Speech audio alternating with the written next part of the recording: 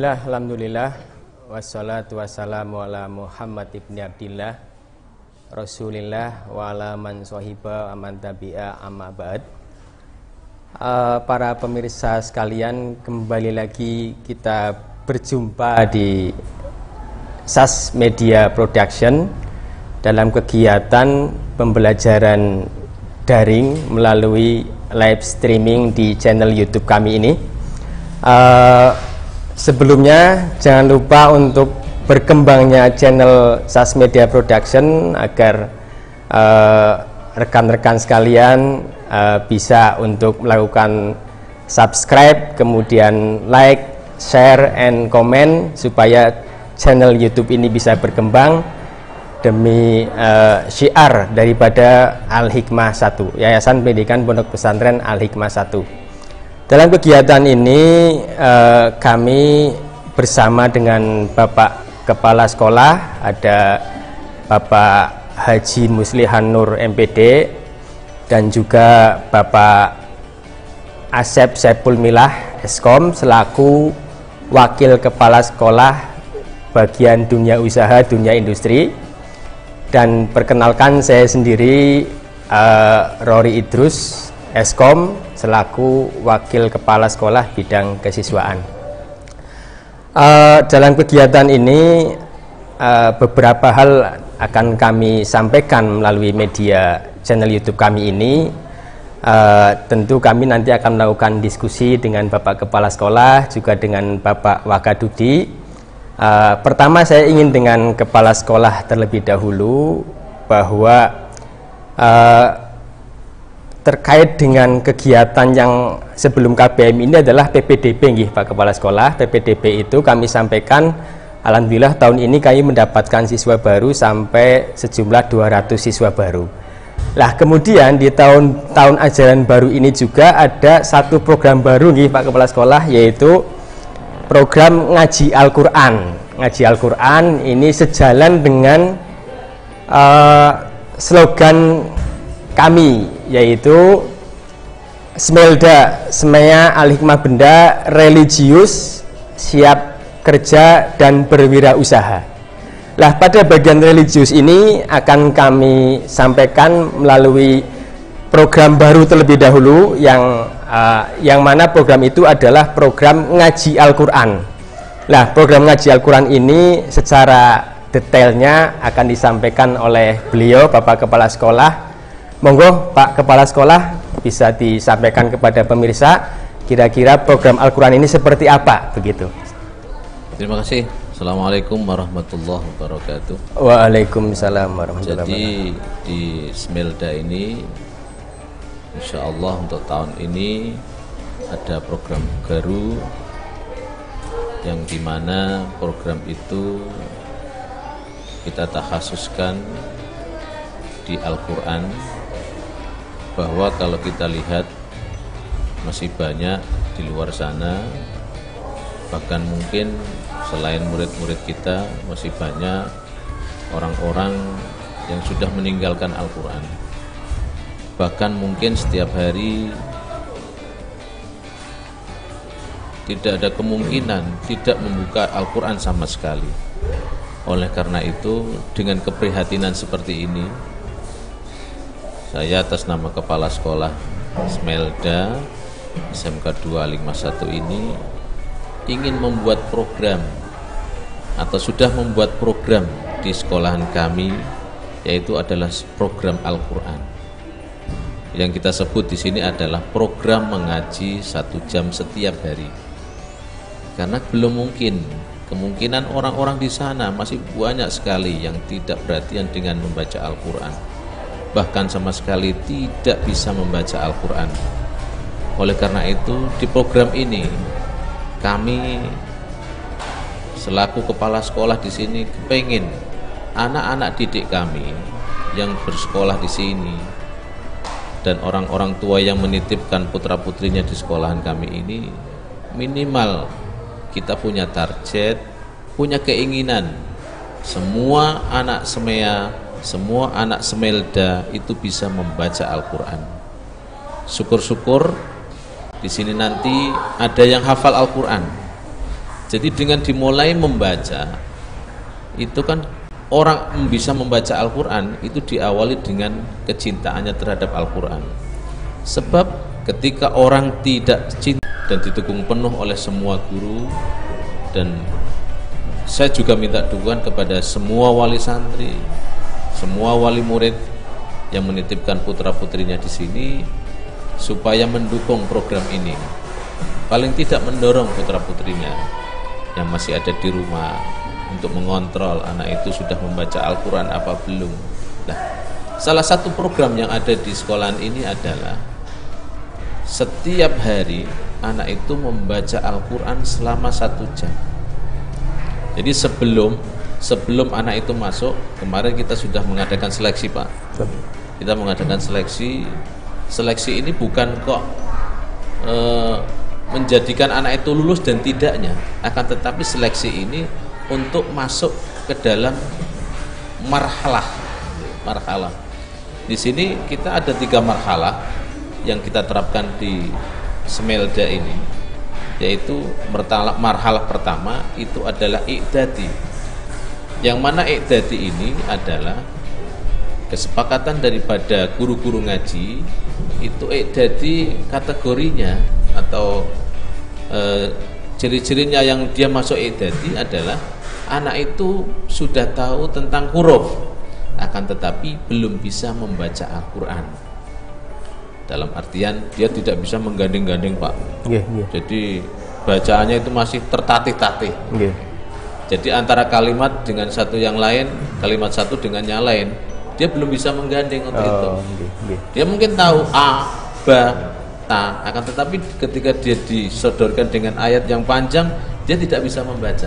Nah, itu kita masukkan ke i'dadi. Target kita untuk i'dadi ini, nah, supaya anak itu bisa membaca Al-Quran dengan baik. Bagaimana? Dia tahu tentang huruf, terus dia bisa membaca Al-Quran dengan baik dan benar, secara makharijul hurufnya, secara tajwidnya. Itu target untuk i'dadi. Kemudian setelah anak-anak itu bisa untuk membaca Al-Quran, sudah bisa menggandeng yang tadinya tidak bisa menggandeng kalimat-kalimat itu, kemudian bisa lancar untuk membaca Al-Quran itu, nanti setelah itu dia akan dites, dites untuk bisa masuk ke marhalah yang berikutnya, lebih tinggi lagi. Jadi lebih dari i'dadi itu nanti kita masuk ke, setelah seleksi kita seleksi lagi baru masuk ke tahsin. Jadi yang nomor 2 itu masuk marhalahnya tentang makhluk tahsini. Nah, tahsini ini berarti kategorinya anak-anak ini sudah bisa membaca Al-Quran, akan tetapi dia belum lancar. Jadi dia sudah bisa menggandeng-gandeng Al-Quran, itu bisa kalimat-kalimat itu sudah bisa digandeng. Cuman ketika dia dibenturkan dengan bacaan Al-Quran, dia nggak lancar. Kadang dia harokatnya masih ada yang keliru.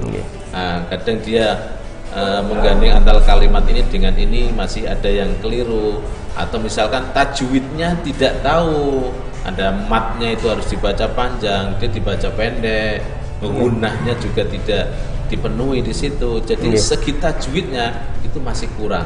Nah, di tahsini ini anak itu targetnya adalah supaya bisa tahu tentang tajwidnya Al-Quran. Jadi membaca Al-Quran, Pak, secara benar ya. Jadi panjangnya dibaca panjang, pendek dibaca pendek. Ada guna, ada ikhfa, ada idgham, semuanya tahu di sini. Ini target daripada tahsini. Jadi ketika dia sudah masuk ke tahsini itu, anak itu benar-benar nanti bisa membaca Al-Quran dengan baik dan benar, sesuai dengan ajaran Rasulullah Sallallahu Alaihi Wasallam. Soalnya kalau dia tahu tentang itu dan bisa membaca Al-Quran dengan benar, berarti sudah sesuai dengan ajaran Rasulullah. Karena Rasulullah Nabi Muhammad Sallallahu Alaihi Wasallam, Al-Quran yang diajarkan itu sesuai bacaan, yang sesuai itu adalah sesuai bacaan yang dibaca oleh Rasulullah Sallallahu Alaihi Wasallam. Nah, kemudian setelah dari tahsin itu mau naik ke marhalah berikutnya anak itu diseleksi. Tes kembali. Dites kembali. Dites kembali, Pak. Jadi tidak sekedar naik, dites dulu.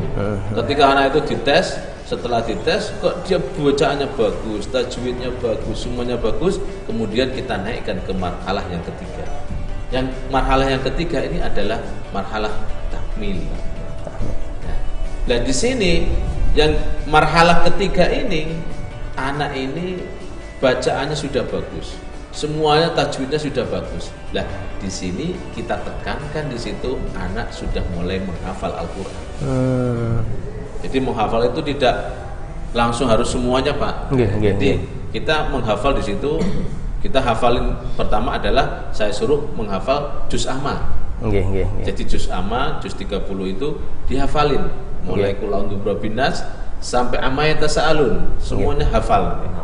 Nah, setelah nanti bahkan alhamdulillah, Pak, untuk tahun ini baru beberapa 2 minggu ini anak-anak itu sudah mulai daring, walaupun kita ini daring. Kita daring, belajarnya daring. Al-Qur'an pun ikut daring. Setoran. Jadi alhamdulillah setiap hari itu anak-anak memang dia setoran lewat telepon. Jadi di absen setiap hari telepon. Jadi tidak ada libur. Alhamdulillah, inilah yang kita harapkan. Ini sebagai orang muslim, seharusnya membaca Al-Qur'an itu tidak ada libur. Itu setiap hari harus istiqomah membaca Al-Qur'an. Lah ini kita ajari anak-anak, walaupun dia di rumah, anak-anak itu di rumah, tapi dia setiap hari tetap setoran. Bahkan kemarin dari salah satu ustadz kita bagi, Pak, di situ. Kita ada berapa banyak sekali, ada kelas-kelasnya, ada 9 kelas, 19 kelas, dibagi semua adalah 19 guru. Dan guru itu saya ambil dari guru-guru tahfidzul Quran. Dari anak-anak di Al-Hikmah 1 ini yang tahasus, dia mengaji Al-Quran, dia benar-benar mengaji Al-Quran, tidak sekolah. Jadi saya pilih anak-anak yang benar-benar dia mampu untuk mengajarkan Al-Quran. Dan alhamdulillah kemarin ada salah satu ustadz itu laporan bahwa anak semea kelas 10 TKJ itu sudah hafal juz 30. Alhamdulillah, luar biasa. Ini perlu diapresiasi ini. Masya Allah, kita dukung. Mungkin akan muncul lagi yang lainnya. Nanti kalau kelas 1 aja kemungkinan ini dzan saya, husnudzan saya. Kalau kelas 1 aja sudah hafal juz amma, kemungkinan nanti di kelas 3 syukur-syukur bisa hafal 30 juz. Amin. Ini harapan kami. Paling tidak dia bisa separuh untuk menghafalan itu. Dan anaknya itu semangat. Paling tidak anak-anak itu termotivasi, ya Pak. Termotivasi, dia mau menghafal Al-Quran. Karena sudah banyak kalau survei, menurut survei di dunia ini orang-orang yang menghafal Al-Quran ini sudah sangat sedikit di situ. Makanya kita dengan program Al-Quran itu ingin memasyarakatkan Al-Quran di masyarakat, supaya masyarakat itu tahu dan punya motivasi untuk sering membaca Al-Quran, bahkan mau menghafal Al-Quran. Kalau kita lihat motivasi, saya kasih contoh satu. Ada orang yang semangat sekali. Saya mempunyai teman, itu dia seorang dokter. Dia seorang dokter, Pak. Dia seorang dokter lulusan UGM, dan sekarang sudah praktek, sudah membuka praktek untuk pakai paket hitan, pakai praktek untuk praktek di rumahnya. Jadi kesibukannya itu sudah banyak, tapi dia punya keinginan dan punya cita-cita kepengen hafal Al-Quran. Ini seorang dokter. Padahal kalau kita lihat kesibukan seorang dokter ini kan banyak sekali, tapi masih disempatkan untuk membaca Al-Quran, menghafal Al-Quran. Bahkan alhamdulillah sampai saat ini beliau sudah hafal 5 juz. 5 juz. Ini seorang dokter, ini mungkin bisa untuk motivasi ke anak-anak kita ya, Pak. Jadi anak-anak kita supaya termotivasi untuk itu, bahwa menghafal Al-Quran itu tidak terpaut dengan umur. Jadi kapan saja bisa, sampai tua pun juga masih bisa untuk itu. Nah, inilah yang kita terapkan di Semea. Semoga dengan adanya program Al-Quran ini yang kita terapkan di Smelda ini menjadikan sekolahan kita ini tambah benar-benar cinta dengan Al-Quran dan kita mendapatkan keberkahan daripada Al-Quran itu sendiri. Saya menarik tadi apa yang disampaikan oleh Gusnya, bahwa seorang dokter pun itu bisa meluangkan waktu bahkan bisa sampai hafal 5 juz. Nah, ini barangkali dari pemirsa ada punya keinginan, ya kita tahu semua orang pasti sibuk, ya kan, cuma kan harus menyeimbangkan antara dunia dan akhirat, apalagi Al-Quran ini ya jalan hidup kita gitu. Jadi ini saya minta tips kepada Gusnya bahwa bagaimana untuk memulai, ya, saya kira kan banyak ini yang punya kesibukan tapi pengen meluangkan waktu, gimana sih caranya biar ya minimalnya dalam satu hari itu berapa ayat atau berapa surat yang harus dibaca. Monggo Gus, tipsnya. Saya kira tip ini semua orang itu punya tip ya.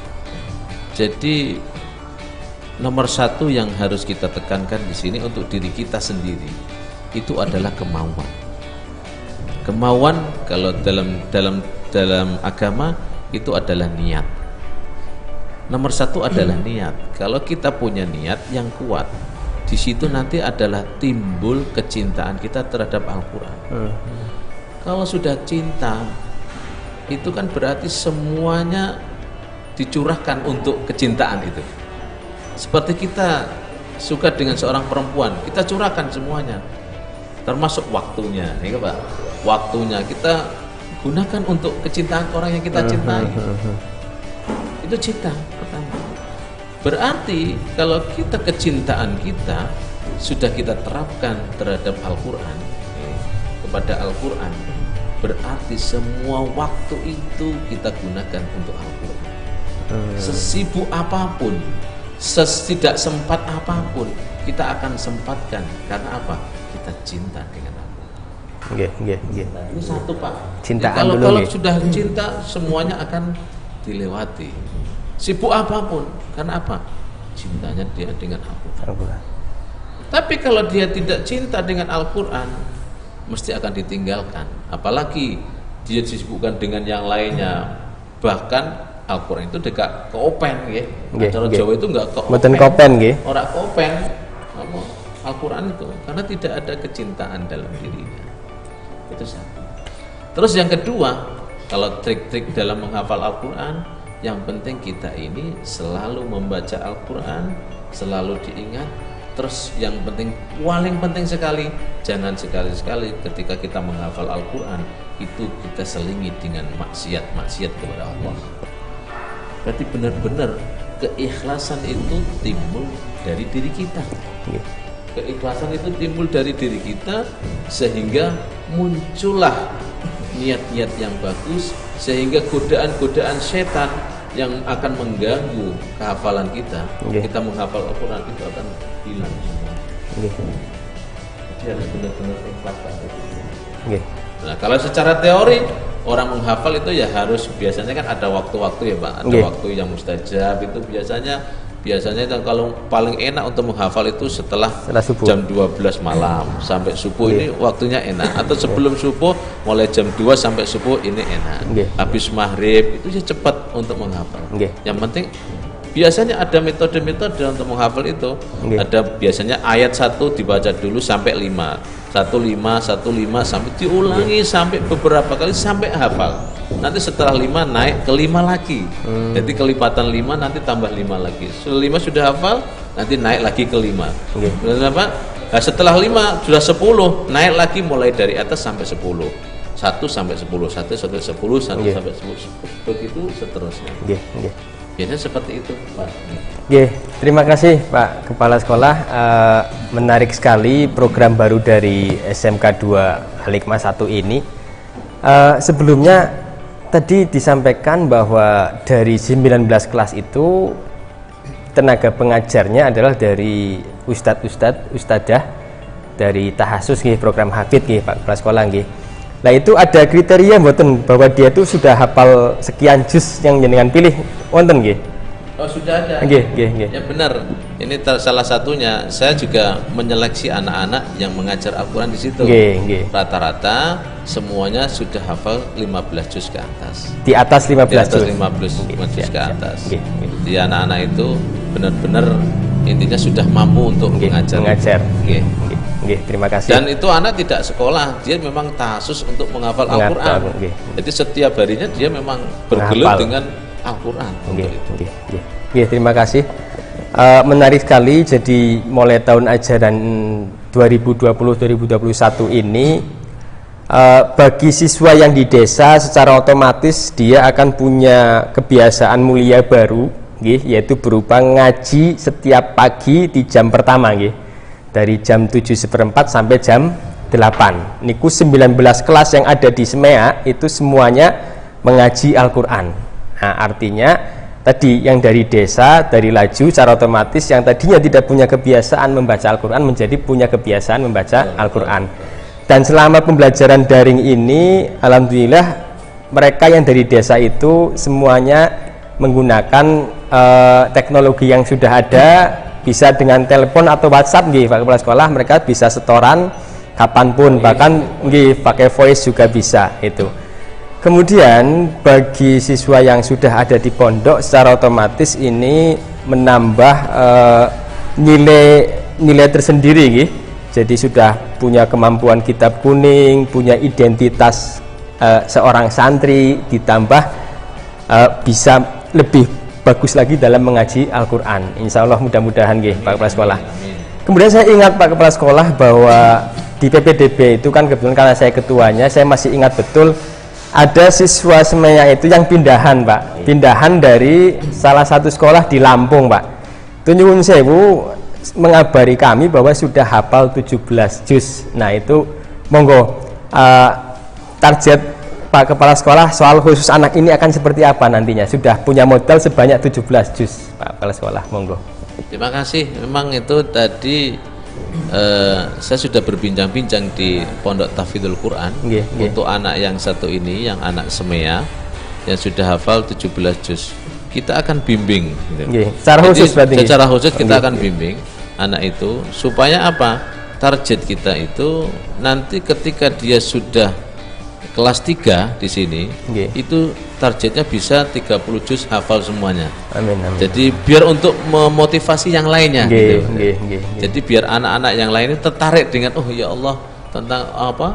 Ada anak yang hafal Quran, dia walaupun sekolahnya umum, sekolahnya di SMK, dia siap kerja segala macam, tapi dia sudah dibekali dengan hafal Al-Quran 30 juz. Ini keinginan saya seperti itu, Pak. Makanya nanti dari program di Tahfidzul Quran itu memang benar-benar mau saya tekankan untuk itu. Jadi kita bimbing, kita dorong terus supaya anak itu benar-benar nanti bisa hafal 30 juz selama dia 3 tahun sekolah di sini. Jadi seperti itu. Terima kasih. Jadi mudah-mudahan nanti harapan Pak Kepala Sekolah ini dengan khusus tadi dihususkan ketika nanti ada ketika dia di wisuda itu akan diberikan penghargaan khusus sebagai wisudawan dengan hafal 30 juz dari SMEA Al-Hikmah 1 Bendang. Mudah-mudahan itu. Terima kasih Pak Kepala Sekolah. Dalam proses pembelajaran itu selain daring ini nanti akan selesai sesuai dengan ketentuan dari dinas, juga tentu seperti umumnya sekolah menggunakan kegiatan belajar mengajar.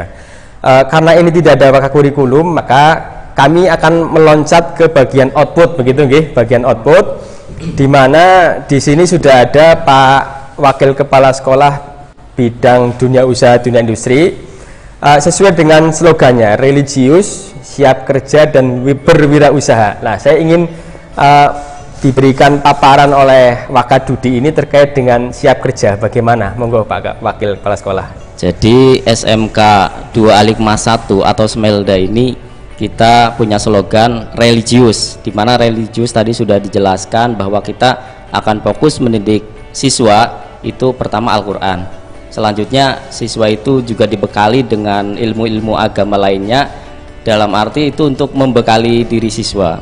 Adapun siap kerja itu kita harus pahami dari kata-katanya siap kerja. Artinya kita menyiapkan, Pak. Jadi kita menyiapkan siswa dan siswi lulusan SMK 2 Alif Mas 1 ini agar mereka lulus itu bisa memenuhi kebutuhan dunia kerja. Jadi ada dua, ada dunia kerja dan dunia industri. Perbedaannya apa? Kalau dunia kerja itu biasanya skalanya menengah ke bawah. Contohnya seperti toko. Nah, toko itu juga dunia kerja. Artinya di situ memperkerjakan orang atau minimarket. Nah, kalau dunia industri itu yang skala menengah ke atas yang lebih besar. Contohnya pabrik dan lain sebagainya. Nah, kita menyiapkan agar siswa-siswi ini bisa terserap, baik bekerja di perusahaan, baik bekerja di apotik, di rumah sakit, di pabrik dan lain sebagainya. Nah, cuma memang ada beberapa kendala, ada kelemahan dan kelebihannya. Mungkin saya jelaskan kelemahannya dulu.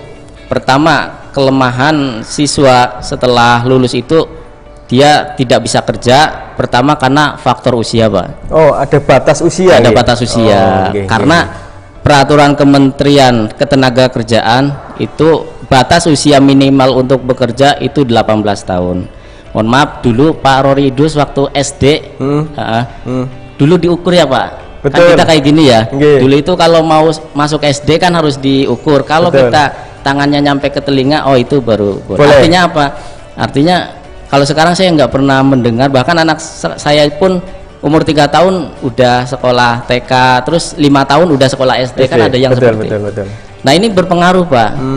Jadi siswa lulusan SMK itu ada yang usianya 15 tahun, 16 tahun, 17 tahun, rata-rata 17 tahun, dan yang 18 tahun itu saya kemarin itu ada 60%-nya.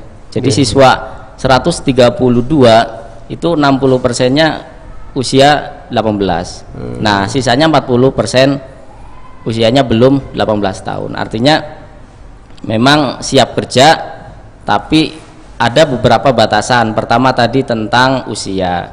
Yang kedua, Pak, untuk bekerja itu juga harus ada minimal tinggi badan. Itu untuk standar pabrik. Kalau standar pabrik ya seperti yang sudah kita bekerja sama dengan beberapa perusahaan seperti PT Sami, kemudian Yamaha, Blink Fortune. Nah, itu kan membutuhkan batasan tinggi badan. Kenapa? Karena di perusahaan tersebut ya otomatis yang namanya pabrik, Pak, itu kan anunya tinggi ya.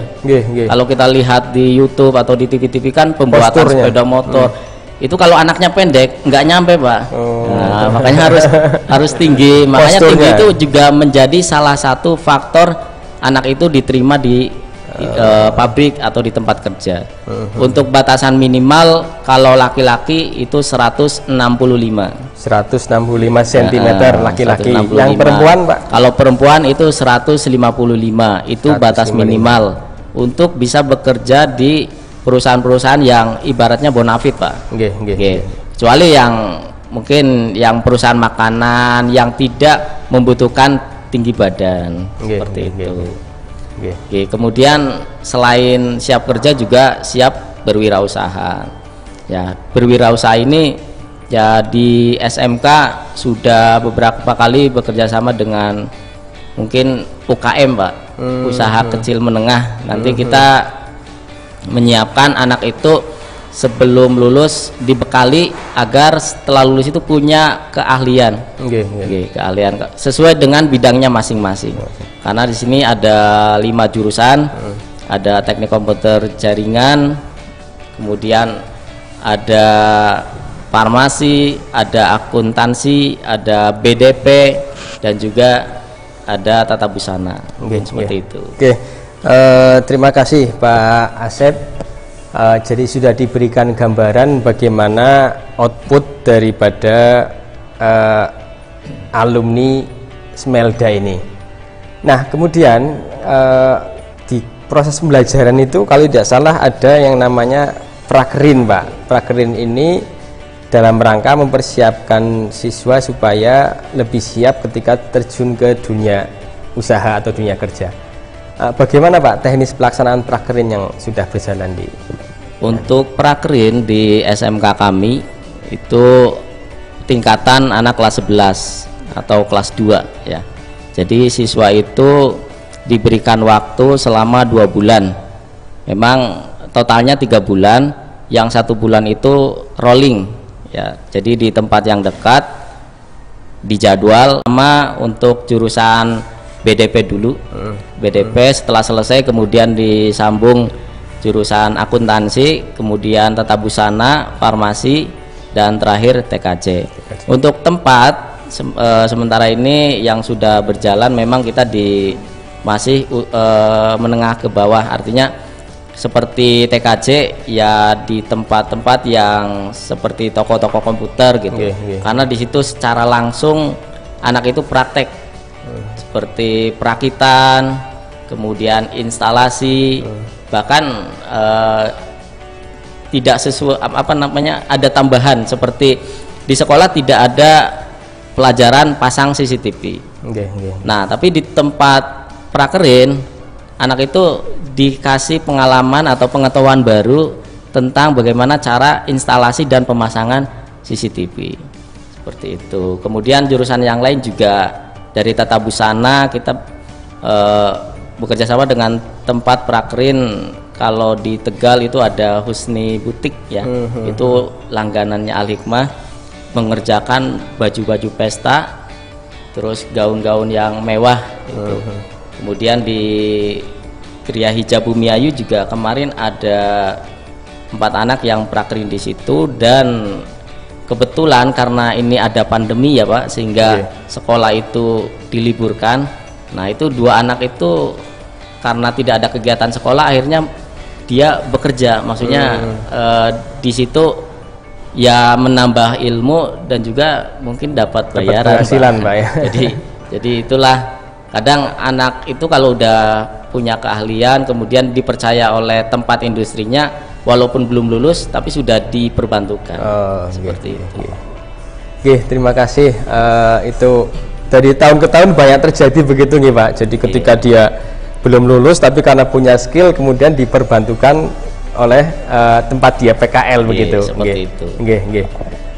Terima kasih, itu gambaran dari output dan sedikit proses mengenai prakerin, dan juga tadi dengan Pak Kepala Sekolah terkait dengan program Al-Quran Pak, program Al-Quran, ngaji Al-Quran. Jadi kita kembali kepada slogan religius, siap kerja dan berwirausaha. Itu di bagian religius dibentuk dengan pendidikan yang ada di pesantren, juga di sekolah ditambahi dengan mata pelajaran muatan lokal kepesantrenan, plus mulai tahun ajaran ini ada program ngaji Al-Quran setiap jam pertama jam 7:15 sampai jam 8.00 baru lanjut pelajaran berikutnya. Artinya berarti ini ada penambahan jam Pak Kepala Sekolah Berarti artinya masyarakat perlu tahu, tadinya yang orang tuanya tahunya anaknya pulang 1:30, berarti mulai tahun ajaran ini anak-anaknya Bapak Ibu wali murid nanti pulang dari sekolah itu jam 14.00 Pak Kepala Sekolah berarti jam 2 jam 2 berarti baru keluar dari sekolah. Untuk yang di pondok maka istirahat dan melanjutkan aktivitas di pondok, yang di desa kembali ke rumahnya masing-masing begitu. Kemudian terkait dengan kegiatan kesiswaan ini dalam kapasitas kami juga tentu kami punya program yang harus kami siapkan Pak Kepala Sekolah. Di antaranya kami akan berusaha untuk sinergi dengan program ngaji Al-Quran ini begitu. Artinya apa? Artinya ini disandingkan dengan ekstrakurikuler yang kemudian selaras begitu Pak Kepala Sekolah. Nanti kami siapkan apakah misalnya ekstrakurikuler hadro atau kemudian murotal begitu Nah nanti kami diskusikan lebih lanjut dengan Pak Kepala Sekolah. Selain itu juga kami akan berusaha untuk meningkatkan minat baca anak-anak, Pak. Jadi minat baca anak-anak ini akan coba kami tingkatkan, nggih, perpustakaan, kemudian barangkali nanti ada program pojok baca dan sebagainya. Nah, itu nanti bisa kita diskusikan terlebih dahulu dalam sebuah program yang sedang kami siapkan, dan nanti ketika sudah jadi berjalan bisa kita lakukan seperti ini lagi, nggih, talk show atau perbincangan seperti ini lagi, kita lanjutkan dengan tema-tema yang lainnya seperti itu, sehingga terutama wali murid yang menjadi pemirsa di channel YouTube ini bisa kemudian mengikuti perkembangan, ikut memantau perkembangan anak-anaknya di sekolah.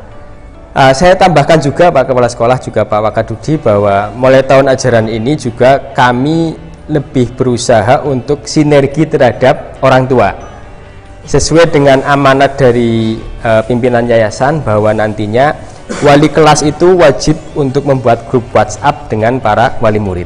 Nah, sementara sudah jalan dengan Wakakesiswaan, nanti akan berkembang menjadi grup antara wali kelas dengan wali murid. Ini fungsinya untuk memantau kendala belajar, kemudian sharing komunikasi antara orang tua dengan wali kelas, dengan pihak sekolah, sehingga harapannya dengan keterlibatan aktif antara orang tua dengan sekolah bisa meningkatkan mutu pendidikan di Semeya Alikma 1 Benda ini, begitu.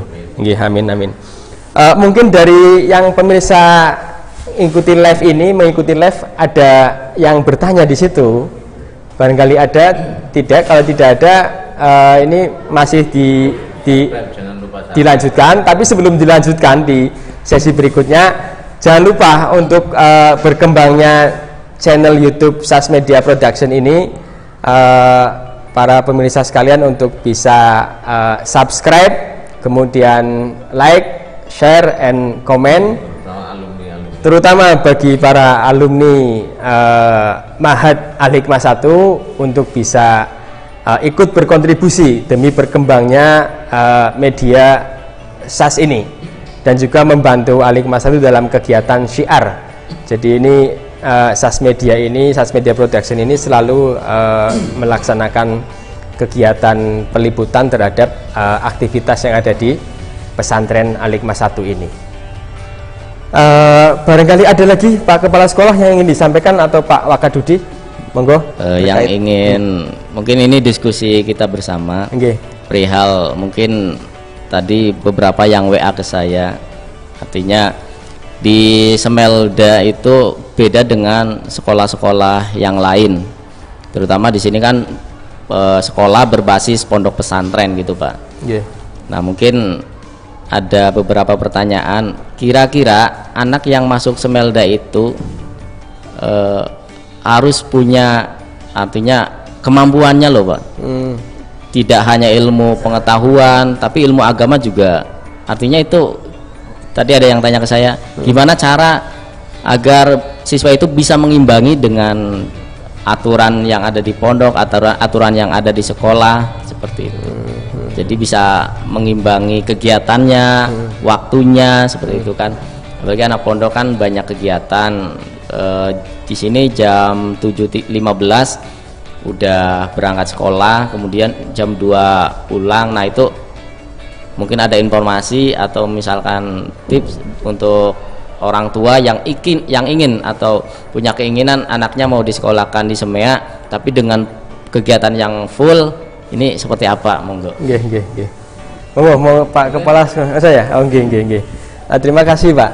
Jadi menarik sekali, ini bagian dari juga sekaligus menjawab permasalahan anak-anak zaman sekarang, begitu. Jadi rupanya kalau kita lihat perkembangan teknologi dan sebagainya itu cukup berdampak terhadap aktivitas sosial anak-anak kita. Banyak di antara anak kita itu lebih banyak menghabiskan waktunya untuk kemudian menggunakan gadget, bisa bermain game berjam-jam, begitu. Nah, kondisi itu bisa jadi sangat berpengaruh terhadap baik tumbuh kembang maupun prestasi si anak nantinya ke depan dalam menghadapi kehidupan yang sebenarnya, begitu. Nah, kemudian dengan memasukkan anak-anak ini ke dalam pondok pesantren, secara otomatis dia akan memiliki banyak aktivitas. Nah, kemudian tentu perubahan aktivitas dari yang tadinya di rumah banyak main game, banyak menggunakan gadget, itu akan ketemu dengan kegiatan baru, tentu memerlukan proses adaptasi. Nah, saya yakin dengan kemampuan sosial tiap individu itu tentu dia akan berusaha untuk survive, berjuang untuk beradaptasi terhadap lingkungan baru. Nah, saya pikir bagi orang tua itu ada semacam pesan dari yang pernah saya tangkap dari yayasan adalah bahwa ketika anaknya mondok, kemudian supaya betah dan sebagainya, selain sering dikirimi doa, juga laku atau sikap dari orang tuanya sendiri itu seperti mondok juga begitu. Salah satu caranya adalah dengan orang tua wali santri itu bisa mengikuti kegiatan rutin dari Ahli Hikmah 1, yaitu berupa mujahadah yang dilaksanakan setiap malam Jumat Kliwon, sehingga anaknya mondok, orang tuanya pun ikut mondok. Nah, sinergi sehingga keduanya menjadi betah. Proses adaptasi kemudian menjadi lebih mudah seperti itu. Atas pertolongan dari Allah, karena anaknya nawai itu menuntut ilmu di pondok, orang tuanya juga ikut mondok dengan cara ikut mengaji di Ahli Hikmah 1 pada mujahadah itu. Jadi sekali lagi kembali sekaligus menjawab tantangan orang tua zaman sekarang itu bagaimana anaknya tidak terpengaruh oleh lingkungan dan teknologi, yaitu dengan cara memasukkan ke pondok. Kemudian untuk awal biasanya dia akan melakukan proses adaptasi. Nah, dengan kemampuan sosial dia sebagai gawan manusia begitu, dia tentu akan berjuang untuk melakukan adaptasi. Nah, supaya perjuangan adaptasi itu kemudian lebih dipermudah, maka orang tuanya pun harus istilahnya ikut mondok begitu. Caranya bagaimana? Dengan cara rutin ikut pengajian mujahadah di Ahli Hikmah 1. Begitu, Pak, saya pikir. Iya. Kita mungkin semuanya ngalamin lah, apalagi kita punya anak gitu kan. Di rumah itu kadang-kadang anak nggak ada batasannya, apalagi dengan gadget ya, Pak. Dari mulai anak TK, SD, SMP, apalagi yang udah besar gitu kan. Kalau udah dia main game itu udah hampir lupa gitu dengan waktu, dengan ya ibadah, kemudian dengan makan. Maka itu tadi salah satu caranya, yaitu anak dipondokkan agar mungkin mengurangi, bahkan bisa menghindari hal-hal yang tidak diinginkan. Nah, sekarang itu kan sedang model pembelajaran daring, Pak.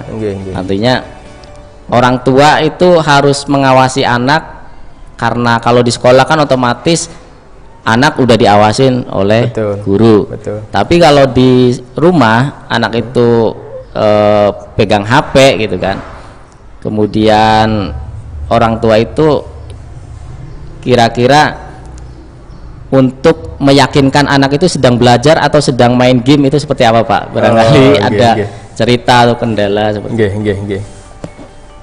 menarik. Mungkin kalau ini mungkin berdasarkan pengalaman pribadi boleh, Pak. Jadi karena anak saya kebetulan juga kemarin pada saat daring ini ikut melaksanakan, Pak. Jadi disinilah pentingnya fungsi kontrol daripada orang tua. Jadi orang tua itu harus memastikan bahwa anaknya itu betul-betul mengerjakan tugas dari sekolah, Pak. Jadi betul-betul pendampingan ini menjadi penting.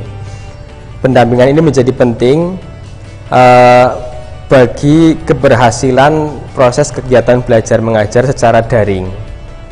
Nah, mungkin selain peran orang tua, kita juga kemarin melaksanakan, Pak Asep, dengan ke rumah-rumah untuk mengontrol kegiatan daring siswa kita. Nah, itu bagian dari cara juga untuk memastikan bahwa anak-anak itu memang belajar secara daring. Nah, kalau kita lihat ke dalam teknis pembelajaran, kita lihat ke prosesnya itu, kita kan menggunakan WhatsApp, Pak. Menggunakan WhatsApp. Di WhatsApp itu ada kewajiban dari guru BK untuk mengontrol kehadiran pada tiap kelasnya, tiap kelas, tiap mapel. Misalnya mapel saya itu ada salah satunya bisnis online. Ketika saya mulai mengajar jam 10 sampai jam 10.45, itu di situ ada BK masuk di situ. BK itu memastikan anak-anak itu hadir nggak di jam itu begitu. Sampai jam 10.45 misalnya hadir semua, maka dipastikan anak-anak Smelda ini ikut hadir di pelajaran bisnis online yang saya ampu begitu. Nah, kemudian untuk fungsi materinya itu di grup itu juga ada waka kurikulum untuk memantau materi yang disampaikan itu betul-betul sesuai dengan RPP dan silabus yang sudah direncanakan atau tidak begitu. Nah, itu. Jadi kembali lagi sinergi antara sekolah dengan orang tua. Pak Asep kemarin sudah ke home visit nih mengontrol. Kemudian orang tua juga diminta untuk memantau penggunaan WhatsApp daripada anak-anaknya supaya sesuai dengan apa yang terjadwalkan di sekolah begitu. Kontrol itu berarti dari berbagai macam cara ya berarti. Nggih, leres. Kontrol anak itu supaya belajar. Nggih. Jadi sekaligus dalam kesempatan ini kami sampaikan kami menghimbau kepada orang tua murid supaya lebih memperhatikan atau mendampingi anak-anaknya ketika melaksanakan pembelajaran secara daring. Bagaimana caranya? Dengan cara mengecek pada WhatsApp anak-anaknya, itu nanti ada grup yang isinya adalah pembelajaran daring. Nah, di grup itu nanti akan ada tugas yang diberikan oleh guru-guru, materi yang disampaikan apa, kemudian tugasnya apa. Lah itu Bapak Ibu ikut mengecek di situ. Nah, sehingga Bapak Ibu ikut mengecek, memastikan tugasnya digarap, kemudian pihak sekolah juga memastikan siswa hadir, materinya juga betul-betul sesuai dengan yang direncanakan, bahkan dilakukan home visit. Insya Allah kegiatan KBM daring ini bisa dilaksanakan di Smelda sesuai dengan arahan daripada surat edaran Dinas Pendidikan Pemuda Olahraga Provinsi Jawa Tengah begitu. Jadi walaupun daring, walaupun di rumah belajarnya, anak-anak itu tetap dapat ilmu yang banyak seperti sekolah di sekolahan ya Pak ya? Nggih, leres, nggih. Jadi memang anak-anak bisa dapat sesuai dengan jadi bobot kurikulumnya itu sesuai dengan yang direncanakan begitu Gus. Nggih, begitu Pak Kepala Sekolah. Jadi sebetulnya sama dengan kegiatan luring itu lawan daripada daring begitu nggih. Luring itu yang di sekolah itu. Nah, tetapi memang perbedaan pada antara jarak dan waktu. Nah, yang menyatukan adalah menggunakan media WhatsApp. Nah, itu untuk pembelajaran daring di SEMEA kan menggunakan WhatsApp. Memang WhatsApp itu karena orang sekarang ya hampir mungkin kalau kita bandingkan media sosial yang paling banyak digunakan itu WhatsApp ya Pak. Betul. Sehingga itu mempermudah ya, kalaupun orang tua yang gaptek, artinya gaptek itu gagap teknologi. Kalau dulu kan cuma taunya telepon, SMS. Ya, sekarang kan rata-rata orang tua juga paham WhatsApp. Makanya di SEMEA juga menggunakan aplikasi WhatsApp itu untuk salah satunya ya Pak. Betul. Itu untuk mempermudah. Karena kalau memakai aplikasi ataupun ya banyak sih aplikasi yang bisa digunakan seperti Google Classroom, aplikasi Zoom dan lain-lain. Cuma tadi kembali ke fungsi kontrol. Yang paham cuma anaknya saja, tapi orang tuanya tidak paham, sehingga orang tua tidak bisa memantau seperti itu ya Pak. Betul. Termasuk kuota juga berat ya berarti. Ini kendala kemarin saya mengunjungi anak Sirampok Pak. Jadi beberapa anak yang kemarin saya kunjungi itu 7 anak, karena di daring itu tidak absen gitu kan. Akhirnya kita memastikan ke rumahnya langsung, dan memang dari orang tua sendiri yang menjelaskan bahwa pertama kendalanya itu di kuota Pak, kebanyakan. Ya walaupun ya kuota sebenarnya dari sekolah bisa membantu ya, bisa membantu. Nah, kemudian yang kedua selain kuota juga jaringan. Apalagi yang di SMK kami anak yang tidak mondok itu kebanyakan dari Sirampok. Yang notabene di situ kawasannya atas ya. Jadi kuota itu jaringannya itu nggak ada, sekalipun ada harus nyari sinyal gitu. Dan yang ketiga ada yang HP-nya rusak. Nah, seperti itu kendala cuma sedikit, tidak banyak gitu Pak. Kendala yang kita pikir bagi kita yang ada di kawasan desa Kecamatan Sirampok ini, saya pikir juga dialami oleh sekolah lain. Saya yakin itu sangat mungkin Pak Kepala Sekolah, sangat mungkin. Beda cerita kalau misalnya dia sekolah di kota Pak, sekolah di kota dengan input yang sudah sedemikian rupa, orang tua yang nyuwun sewu dari sisi latar belakang sosial juga sudah maju, mapan insya Allah untuk kendala gadget, kuota dan sebagainya tidak menjadi masalah. Tapi bagi kita yang ada di Kecamatan Sirampok dan sekitarnya ini memang menjadi satu kendala. Tapi alhamdulillah pihak Semelda dengan sigap langsung melakukan home visit, sehingga ketika ada kendala itu segera bisa diidentifikasi, dikenali, kemudian diberikan solusi penyelesaiannya seperti apa begitu. Ya, alhamdulillah ini. Alhamdulillah. Nah, ini kan informasi atau surat edaran itu berlaku sementara itu sampai 30 Juli. Betul. Mungkin nanti kalau misalkan tidak ada edaran lanjutan, kita akan melaksanakan kegiatan pembelajaran secara tatap muka nggih, Pak. Tatap muka. Nah, kira-kira ini apa yang membedakan tatap muka pada saat pandemi ini dengan tatap muka sebelum pandemi? Nggih. Monggo. Nggih. Saya pikir untuk kepastian sendiri kita tentu akan selalu mematuhi aturan dari dinas nggih Pak Kepala Sekolah nggih. Artinya kalau ada surat edaran baru diperpanjang ya kita akan mengikuti, begitu nggih Pak Kepala Sekolah nggih. Kita berusaha untuk tertib terhadap dinas, begitu nggih Pak Kepala Sekolah nggih, terhadap dinas. Kemudian kalaupun nanti tidak ada dan setelah 30 Juli berakhir daring itu akan tatap muka, maka tentu istilahnya itu ada kebiasaan baru atau new normal, bukan new era nggih Pak Kepala. Ada istilah new normal, artinya anak-anak tetap menggunakan masker, menerapkan protokol kesehatan begitu. Nah itu, jadi saya pikir agak sedikit berbeda dengan tatap muka pada yang sudah kita laksanakan di tahun-tahun sebelumnya begitu. Begitu. Monggo tambahan Pak Kepala Sekolah. Saya kira tadi yang ditanyakan adalah perbedaan antara daring dengan tatap muka. Saya kira kalau tatap muka itu ya lebih efektif untuk itu. Tadi sudah dibahas kalau daring itu kendalanya banyak sekali di situ dan harus ada kontrol.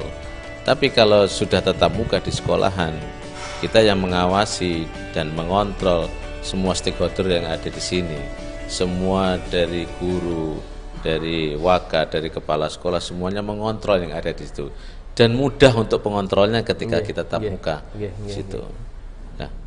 Nah, dengan adanya tatap muka itu saya kira lebih efektif, lebih anak itu mendapatkan pelajaran-pelajaran yang nantinya akan disampaikan oleh guru masing-masing itu.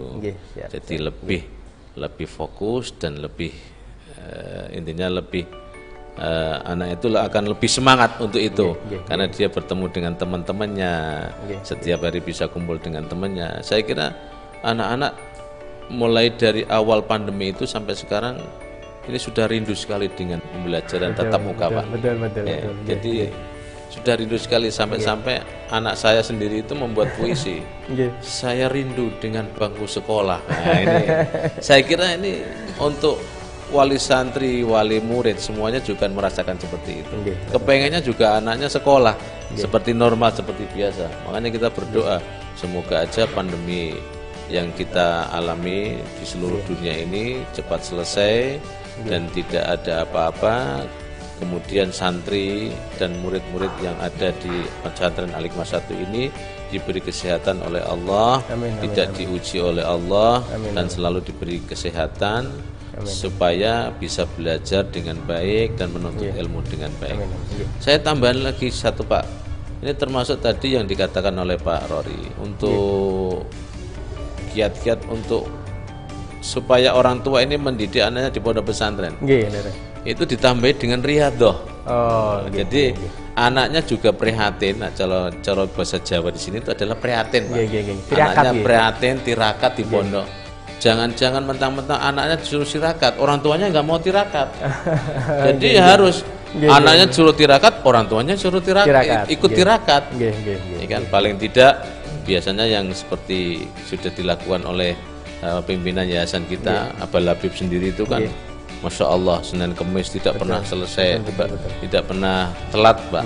Jadi dimanapun harinya, dimanapun berada beliau, mesti Senin Kemis itu, Pak. Nah, ini bisa kita contoh untuk ini.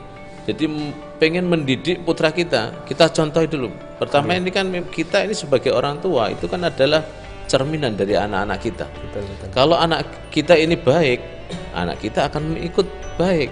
Kalau kita sering puasa, anak itu akan ikut sering puasa. Kalau kita ini sering membaca Al-Quran, anak itu sering membaca Al-Quran. Jadi tauladan yang baik terhadap anak kita itu adalah contoh yang baik. Jangan ke anaknya disuruh seperti ini, bapaknya nggak mengikuti. Lah ini lucu. Makanya kalau kita kepengen punya trik, punya anak, termasuk punya anak yang soleh, punya anak yang soleh ya orang tuanya soleh dulu. Gitu. Orang tuanya harus solehah dulu.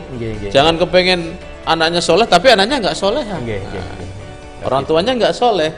Nah ini seperti itu. Nah ini termasuk adalah trik untuk wali murid yang ada dimanapun panjenengan berada. Kalau anaknya di pondok, panjenengan ikut riyadhah. Paling tidak ketika mencari nafkah, dia niati, ya Allah, saya niat untuk ibadah, untuk menafkahi anak saya lagi di pondok. Nah, ini juga termasuk niat itu akan merupakan termasuk riyadhah untuk itu. Jadi berdoa, setiap hari berdoa, minta kepada Allah. Setiap hari sholat malam, anaknya di pondok sholat malam, bapaknya di rumah harus sholat malam. Neng pondok anaknya sholat malam, bapaknya nggak mau sholat malam.